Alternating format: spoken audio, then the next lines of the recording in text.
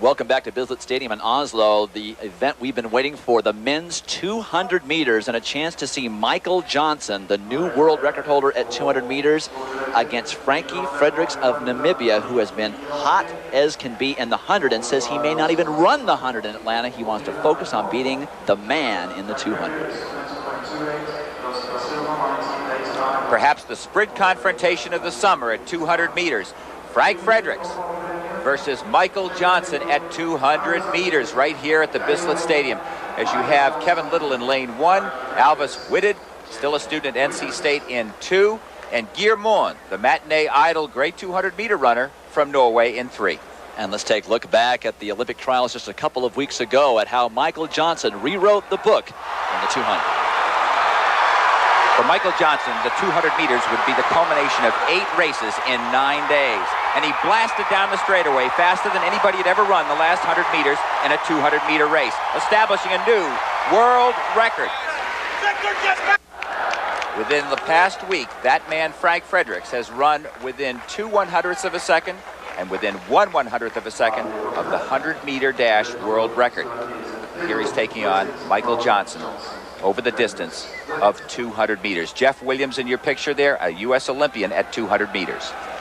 Michael Johnson running 1966 for a world record at the Atlanta trials, but this is his first chance to go head-to-head with the man that many feel could challenge him at the Olympics in the 200. Johnson gets out poorly. Look at that gap. Fredricks opened up a huge gap. Johnson got left in the blocks, and he runs the turn better than does Fredricks. Let's see what happens on the straightaway. Everyone says you've got to beat Michael off the turn if you're going to beat him for the distance. Michael Johnson digging down, now ahead of Frankie Fredricks. It's Johnson in 4, but Fredricks comes back. It's Johnson in 4, Fredricks in 5. It looks like it's going to be Frank Fredricks, winner of the 200 meters, 19.83 unofficially. We'll have to wait for the win gauge, but it doesn't matter. Head-to-head battle is what this was all about. Forget the time. This was about who is going to beat who, and this may be the first 200-meter race Michael Johnson has lost in a year and a half. Well, it is, and around the turn, Michael will say, I got left in the blocks. He got anchored in the blocks. He had to have lost a foot or two at least right there, and he runs the turn better. I spoke with Fredricks yesterday. He did say to me then, he said, I worry about the turn. I'm not as good in the turn running as Michael is. But he got such a lead, and he's strong, and he's got more raw 100-meter speed than Michael does. And it was his sprint speed and holding down the straightaway. And Michael's strength could not quite make up the difference, it looks like. Watch the lean at the tape. Oh, boy, I'll tell you, this is a fierce rivalry. The win under the allowable limit, 1.3 meters, is just under 3 miles per hour. The maximum is about 4.5 miles per hour. And it's Fredricks from Namibia, who spent time at Brigham Young University as well as trained in the United States, beating out not only Jeff Williams, an Olympian at 200 meters off to the left of the screen, but of course the legend himself on the cover of Time magazine, Mr. Michael Johnson. Many will wonder, is this man peaking too early? He's run 9.87, 9.86, and now 19.83 for 200 meters, beating Michael Johnson. Johnson ran 43.66 for 400 meters the other night in Lausanne, so has to be a little bit tired.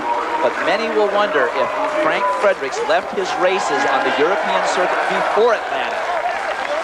For the first time in a year and a half, Michael Johnson loses a 200-meter race. Frankie Fredricks of Namibia wins it 19.82. Johnson second, and Jeff Williams a well-beaten third. And the man is downstairs with Larry. Michael, it looked to us in the booth like you got left in the blocks. What happened? I had a pretty bad start. You can't do that against Frankie. He's got a great start and he's got a great finish, so you got to get out on him. And I wasn't getting the same kind of start today that I was getting in the trials, but I got to get that back, and I feel confident that I will. No, wait a minute. Don't tell me you're human.